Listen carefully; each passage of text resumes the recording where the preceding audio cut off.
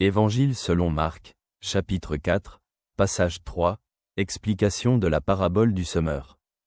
Et il leur disait, ne comprenez-vous pas cette parabole? Comment donc comprendrez-vous toutes les paraboles? Le semeur sème la parole. Voici ceux qui sont le long du chemin où la parole est semée. Dès qu'ils l'entendent, Satan vient aussitôt et enlève la parole semée en eux. De même, ceux qui sont semés sur le sol pierreux, lorsqu'ils entendent la parole, ils la reçoivent aussitôt avec joie. Mais ils n'ont pas de racine en eux, ils sont inconstants. Ensuite, quand vient la tribulation ou la persécution à cause de la parole, ils tombent aussitôt. Il y en a d'autres qui sont semés parmi les épines. Ce sont ceux qui entendent la parole, mais les soucis du siècle, l'illusion des richesses et les désirs d'autres choses entrent et étouffent la parole, de sorte qu'elle reste infructueuse. Enfin, il y a ceux qui sont semés sur la bonne terre. Ce sont ceux qui entendent la parole, la reçoivent et portent du fruit, 30, 60 et 100 fois. Arrêtons-nous un moment sur ces paroles. Jésus explique la parabole du semeur en indiquant les différentes attitudes des gens vis-à-vis de la parole de Dieu. D'un côté, il y a ceux qui reçoivent la parole, mais leur cœur est trop fermé pour la garder en eux. Cette image illustre le sol pierreux où la parole n'a pas de racine profonde.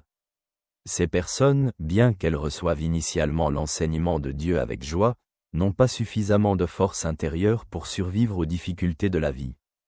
Face à la tribulation et aux persécutions liées à la foi, elles abandonnent rapidement, montrant que leurs fondations spirituelles sont fragiles et non préparées aux défis que représentent les valeurs qu'elles professent.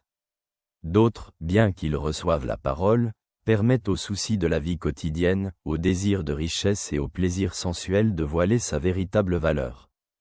C'est comme un semis sur la terre pleine d'épines, où la vie temporelle devient un obstacle à la pleine dévotion à la volonté de Dieu. Ces gens peuvent reconnaître la vérité, mais ils ne réussissent pas à la cultiver dans leur vie parce que trop de choses sont plus importantes pour eux. Au lieu de permettre à la parole de s'enraciner dans leur cœur, ils laissent les préoccupations quotidiennes et les plaisirs de la vie écraser leur esprit.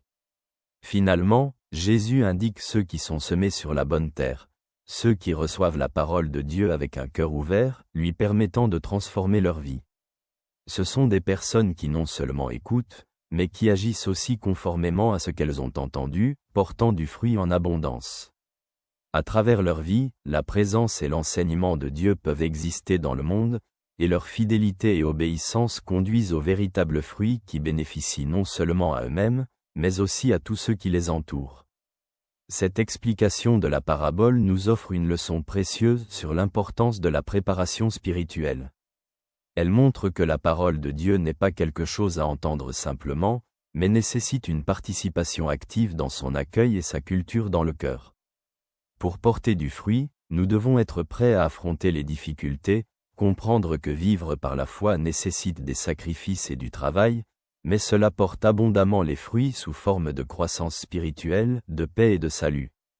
C'est un rappel que chacun de nous a une influence sur la manière dont il reçoit et vit la parole de Dieu, et comment elle peut influencer les autres. Il est donc valable de s'efforcer d'être une bonne terre, où la vérité divine peut s'enraciner, apportant des fruits de fidélité, d'amour et de salut. Que ce que tu as entendu t'apporte la paix.